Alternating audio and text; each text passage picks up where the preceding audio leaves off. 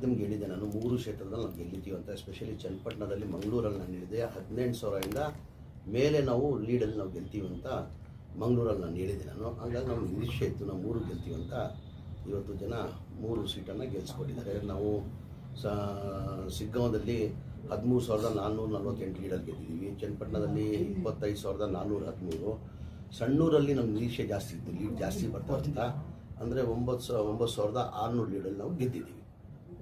Sir, ಈಗ ನೀವು ಚನ್ನಪಟ್ಟಣದಲ್ಲಿ ಒಂದು ಹೇಳಿಕೆ ಕೊಟ್ಟಂತ ಹೇಳಿಕೆ ಸಾಕಷ್ಟು ಡ್ಯಾಮೇಜ್ ಆಗುತ್ತೆ,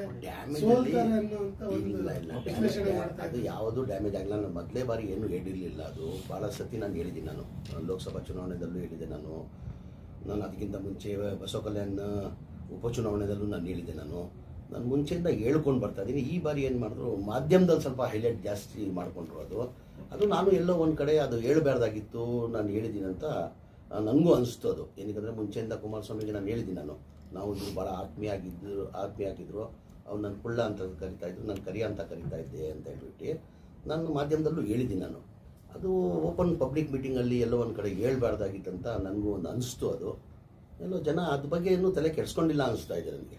ಆ ಹೇಳಿಕೆ ಎಲ್ಲೋ ಒಂದು ಕಡೆ ವೋಟ್ಗಳನ್ನ ಸ್ಪ್ಲಿಟ್ ಮಾಡುತ್ತೆ. ಅದೇ ಎಲ್ಲಿ ಸ್ಪ್ಲಿಟ್ ಮಾಡಿದ್ರೆ ನೋಡಿ, ನಾವು 25,000 ಲೀಡರ್ ಗೆದ್ದಿದ್ದೀವಿ. ನೀವು ಎಕ್ಸಿಟ್ ಪೋಲಲ್ಲೆಲ್ಲ ಒಂದು ನಾವು ಸಣ್ಣೂರು ನಾವು ಗೆಲ್ತೀವಿ, ಸಿಗ್ಗಾಂವನು BJP ಗೆಲ್ತಂತ ನೀವು ಕೊಟ್ಟಿದ್ರಿ, ಚನ್ನಪಟ್ಟಣನೂ JDS ಗೆಲ್ತಾನಂತ ಕೊಟ್ಟಿದ್ವಿ.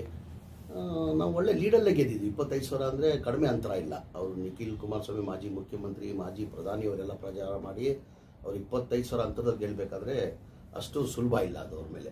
ಅಂದರೆ ಜನ ಕೈ ಹಿಡ್ದಿದ್ದಾರೆ ಅಂತ ಆಯಿತು. ನಾವು ಏನು ಗ್ಯಾರಂಟಿಗಳು ಕೊಟ್ಟಿದ್ದೇವೆ, 5 ಗ್ಯಾರಂಟಿ, ಆ ಹಿನ್ನೆಲೆಯಲ್ಲಿ ಜನ ಇವತ್ತು ಕಾಂಗ್ರೆಸ್ ಪಕ್ಷದ ಅಭ್ಯರ್ಥಿಗಳಿಗೆ 3 ಉಪಚುನಾವಣೆಯಲ್ಲಿ ಕೈ ಹಿಡ್ದು ಒಳ್ಳೆ ಲೀಡರ್ ಗೆಲ್ಲಿಸಿದ್ದಾರೆ.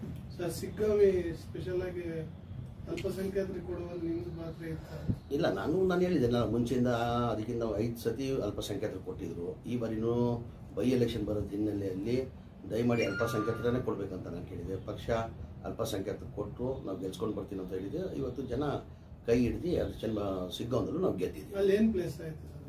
ಇಲ್ಲ, ಪ್ಲಸ್ ಏನಿಲ್ಲ. ಈಗೇನಾಗಿದೆ, ಬಸವರಾಜ ಬೊಮ್ಮಾಯಿ ನಾವು ಇದ್ದೆ, ನಾನು 3 ದಿನ ಅಲ್ಲಿ ಪ್ರಚಾರ ಮಾಡಿದೆ. ನಾನು ಏನು ಜನ 4 ಬಾರಿ ಬಸವರಾಜ ಬೊಮ್ಮಾಯಿ ಅವರು ಏನು ಸಿಗ್ಗಾಂವದಲ್ಲಿ ಗೆದ್ದಿದ್ರು, ಆಗಬೇಕಾಗಿರೋದು ಅಭಿವೃದ್ಧಿ ಕೆಲಸ ಆಗಲಿಲ್ಲ. ಏನಂದರೆ ಭಾಳ ಜನ ಎಲ್ಲೋದ್ರೂ ಅದೇ ಹೇಳ್ತಾಯಿದ್ರು. ಒಂದು ದೇವರು ಅವ್ರಿಗೆ ಅವಕಾಶ ಕೊಟ್ಟಿದ್ದ, ಇಲ್ಲಿಂದಲೇ MLA ಆಗಿಬಿಟ್ಟು ಅವರು ಮುಖ್ಯಮಂತ್ರಿನೂ ಆಗಿದ್ರು ಅವರು.